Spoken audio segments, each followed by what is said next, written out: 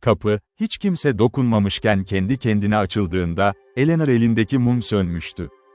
Karanlıkta, yıllardır kimsenin adım atmadığı o taş koridorda, sadece kendi nefesinin sesini duyabiliyordu. Ve bir şeyin fısıltısını. Sanki duvarların içinden geliyordu bu ses. Sanki konağın kendisi konuşuyordu. O gece, Blackmoor malikanesinde hiçbir şey eskisi gibi olmayacaktı. 1897 yılının sonbaharıydı.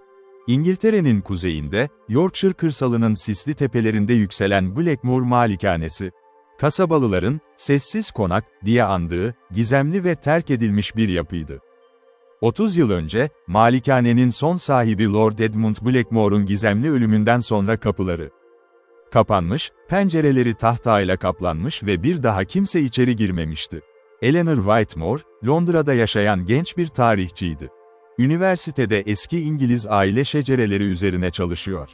Özellikle terk edilmiş malikanelerin tarihini araştırıyordu. Bir sabah, avukatı aracılığıyla garip bir mektup aldı. Mektup, hiç tanımadığı bir isimden, Bay Alistair Gray'den geliyordu ve Blackmoor malikanesinin son mirasçısı olduğunu, ancak sağlık sorunları nedeniyle malikaneyi ziyaret edemeyeceğini. Bu yüzden Eleanor'dan mülkün durumunu incelemesini ve tarihi kayıtları düzenlemesini rica ediyordu. Teklif cazipti, hem iyi bir ücret hem de kariyerinin dönüm noktası olabilecek bir araştırma fırsatı. Eleanor, tereddüt etmeden kabul etti. Trenle Yorkshire'a vardığında, havanın alışılmadık derecede soğuk olduğunu fark etti. İstasyonda kendisini karşılayan yaşlı arabacı, Bay Thomas Hardwick, konaktan bahsedilince suratını asmış, "Oraya gitmemenizi tavsiye ederim, matmazel," demişti alçak sesle. "O ev, iyi insanlar için değildir." Eleanor gülümsemiş, bu tür batıl inançlara kulak asmayacağını söylemişti. Ama arabanın tekerlekleri, sisli ve dolambaçlı yoldan geçip malikanenin demir kapılarına yaklaştıkça, içinde tuhaf bir huzursuzluk belirmeye başlamıştı. Blackmoor malikanesi, karanlık taşlardan inşa edilmiş. Gotik kuleleri ve sarmaşıklarla kaplı duvarlarıyla gerçekten de ürkütücü bir manzara sunuyordu. Bahçe, yıllardır bakımsız kaldığından vahşi bir ormana dönüşmüştü. Pencereler kararmış, ana kapı ise pasla kaplanmıştı. İçeride, Eleanor'u bekleyen tek kişi, malikanenin kahyası Bayan Margaret Finch'ti. 70'li yaşlarında, sert bakışlı, az konuşan bir kadındı. 30 yıldır konağı tek başına koruyor, kimsenin girmesine izin vermiyordu. "Bay Gray'in mektubunu aldım," dedi Eleanor, kapıda dururken. "Buraya araştırma yapmaya geldim." Bayan Finch, uzun bir süre ona baktı, sonra sessizce kapıyı araladı. "Girin öyleyse. Ama bir uyarım var. Gün batımından sonra 3. kattaki doğu kanadına asla gitmeyin."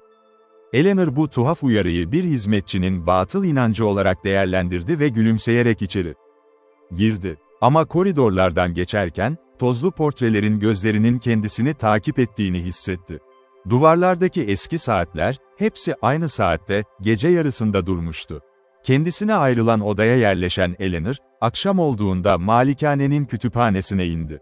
Burada, Blackmoor ailesinin 100 yıllık tarihini anlatan tozlu defterler, mektuplar ve günlükler duruyordu. İşte tam bu noktada, Lord Edmund Blackmoor'un kişisel günlüğünü buldu. Günlüğün sayfaları sararmış, mürekkep yer yer solmuştu. Ama Eleanor, satırları okudukça, tüylerinin diken diken olduğunu hissetti. Lord Edmund, günlüğünde eşi Lady Isabel Blackmoor'un gizemli hastalığından bahsediyordu. Isabel, evlendikten kısa süre sonra tuhaf bir rahatsızlığa yakalanmış. Geceleri uyur gezerlik nöbetleri geçirmeye başlamıştı. Ama asıl korkunç olan, Isabel'in bu nöbetler sırasında sanki başka bir kişiliğe büründüğü, tanınmaz bir sesle konuştuğu ve kimsenin anlamadığı eski bir dilde mırıldandığıydı. Edmund, günlüğünde bir rahibin, Peder Georgia Whitefield'in yardımını istediğini yazıyordu. Peder, malikaneye geldiğinde, evin altında, temellerin derinliklerinde eski bir mahzen keşfetmişti. Bu mahzen, malikane inşa edilmeden çok önce, bu topraklarda yaşamış bir topluluğun ayin yeri olarak kullanılmıştı. Peder Whitefield, buranın, kötü bir varlığı, barındırdığına inanıyordu. Günlüğün son sayfalarında, Edmund'un el yazısı iyice bozulmuş, adeta panik içinde yazılmıştı. "Isabel artık benim eşim değil. O şey, onun bedenini ele geçirdi. Peder bize yardım edemedi. Bu gece, doğu kanadındaki eski odaya kilitlemek zorunda kaldım onu. Tanrı yardımcımız olsun. Bu son satırdan sonra günlük, boş sayfalarla devam ediyordu. Eleanor, günlüğü kapattığında, saatin gece yarısını gösterdiğini fark etti. Ve tam o anda, yukarıdan, tavan arasından gelen ağır adım seslerini duydu. Kalbi hızla çarparak merdivenlere yöneldi. Bayan Finch'in uyarısı aklına geldi ama merak, korkusunu bastırmıştı. 3. kata çıktığında, doğu kanadının kapısının aralık olduğunu gördü. İçeriye adım attığında, mumu aniden söndü. Karanlıkta, duvarların içinden gelen o tuhaf fısıltıyı duydu. Kelimeler anlaşılmıyordu ama ses, sanki eski, unutulmuş bir dildeydi. Titreyen elleriyle kibritini yaktığında, karşısında beklemediği bir manzara gördü. Odanın ortasında, eski bir ayna duruyordu. Ayna, tozdan ve örümcek ağlarından arınmış gibiydi, sanki yakın zamanda biri onu temizlemişti. Ve aynanın içinde, Eleanor kendi yansımasını değil, uzun siyah saçlı, solgun yüzlü bir kadının hayaletimsi görüntüsünü gördü. Kadın, aynanın içinden ona bakıyor, dudakları kıpırdıyor ama ses çıkmıyordu. Eleanor dehşet içinde geri çekildi, ayağı bir sandalyeye takıldı ve yere düştü. Kibrit elinden fırladı, oda yeniden zifiri karanlığa gömüldü. Karanlıkta, o kadının sesi nihayet duyulur oldu. İngilizce ama tuhaf, eski bir aksanla. "Beni serbest bırak." Eleanor, koridora fırlayıp kapıyı arkasından kapattı ve nefes nefese aşağı indi. Bayan Finch, merdivenin dibinde, elinde bir mumla onu bekliyordu. Sanki her şeyi biliyormuş gibi sakin bir ifadeyle. "Söylemiştim," dedi Kahya, "gitmemenizi söylemiştim." Eleanor, titreyen sesiyle gördüklerini anlattı. Bayan Finch, uzun bir sessizlikten sonra, onu şömine başına oturttu ve nihayet gerçek hikayeyi anlatmaya başladı. 30 yıl önce, Lady Isabel Blackmore, aslında hasta değildi, ele geçirilmişti.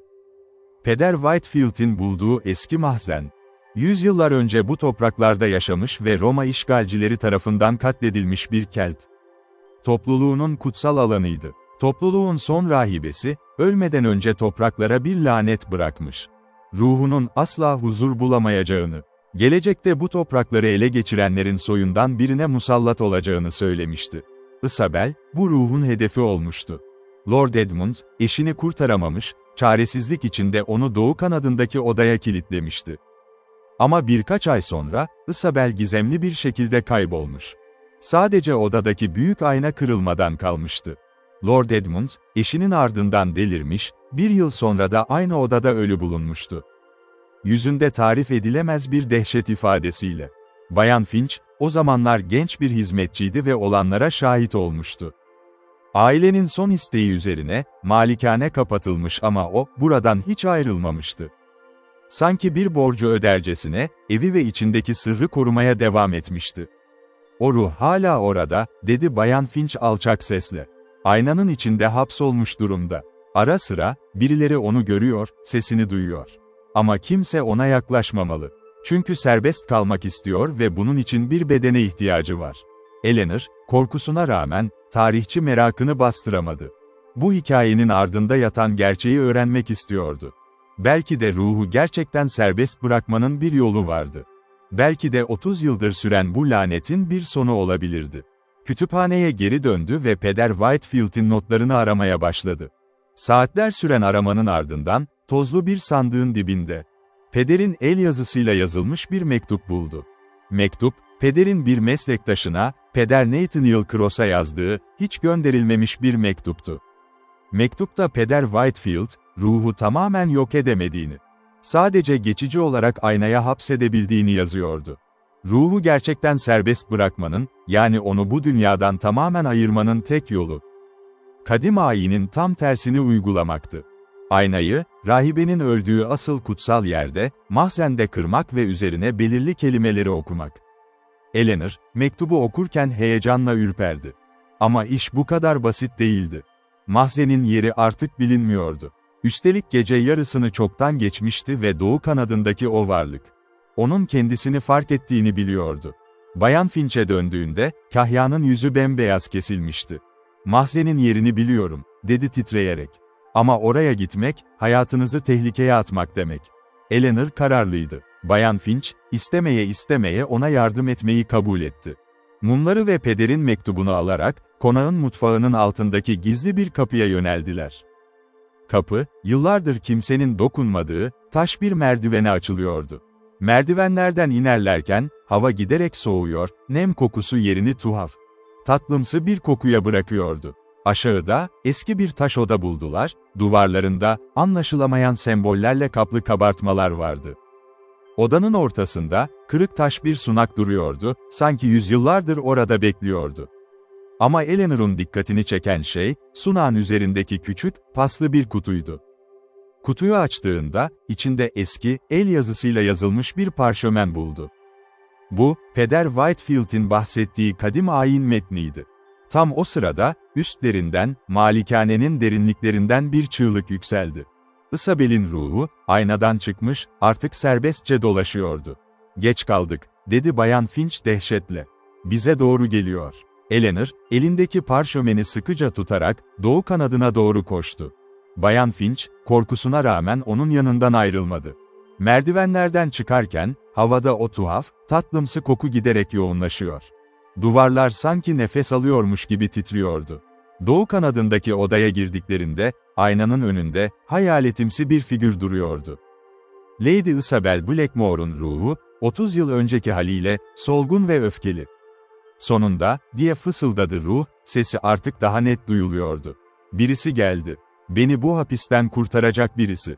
Eleanor, elleri titreyerek parşömeni açtı ve Peder Whitefield'in yazdığı kadim kelimeleri okumaya başladı. Ama Isabel'in ruhu, bu kelimeleri duyunca öfkeyle haykırdı. Çünkü bu kelimeler onu serbest bırakmıyor, tam tersine onu sonsuza dek yok edecekti. "Hayır," diye çığlık attı ruh. "Beni durduramazsınız." Oda şiddetle sarsılmaya başladı, pencereler kırıldı, mumlar söndü. Isabel'in ruhu, Eleanor'a doğru saldırıya geçti ama Bayan Finch, yaşlı bedenine rağmen aralarına girdi ve elindeki gümüş bir haç çıkararak ruhu geri püskürttü. "Devam edin," diye bağırdı yaşlı kadın. "Ayini bitirin." Eleanor, son satırları okurken, aynanın çatlamaya başladığını gördü. Isabel'in ruhu, artık bir çığlık yığınına dönüşmüş, aynanın içine doğru çekiliyordu. Son kelime söylendiğinde, ayna büyük bir gürültüyle paramparça oldu ve odayı beyaz bir ışık doldurdu. Sonra, her şey sona erdi. Sessizlik, gerçek bir sessizlik, konağı kapladı. Sabah güneşi doğduğunda, Eleanor ve Bayan Finch, doğu kanadındaki odanın artık sıradan tozlu bir oda olduğunu gördüler. Kırık aynanın parçaları arasında, 30 yıl önce kaybolan Lady Isabel'in eski bir madalyonu bulundu, artık huzur içindeydi. Bayan Finch, gözyaşlarını tutamadı. "30 yıldır bu anı bekliyordum," dedi. "Nihayet özgür." Eleanor, birkaç gün sonra Londra'ya döndü, ama Blackmore malikanesinin hikayesini asla unutmadı. Bay Alistair Gray'e yazdığı raporda, malikanenin artık güvenli olduğunu, ama tarihinin son derece karanlık ve trajik olduğunu belirtti. Kasabalılar, o günden sonra Blackmore malikanesinden, "sessiz konak," diye bahsetmeye devam etseler artık bu isim bir korkuyu değil, uzun süredir beklenen bir huzuru simgeliyordu. Ve bazen, sonbahar rüzgarları Yorkshire tepelerinde estiğinde, yaşlılar hala Lady Isabel Blackmore'un hikayesini anlatır, gençlere bu topraklarda yatan sırların, göründüğünden çok daha derin olabileceğini hatırlatırlardı.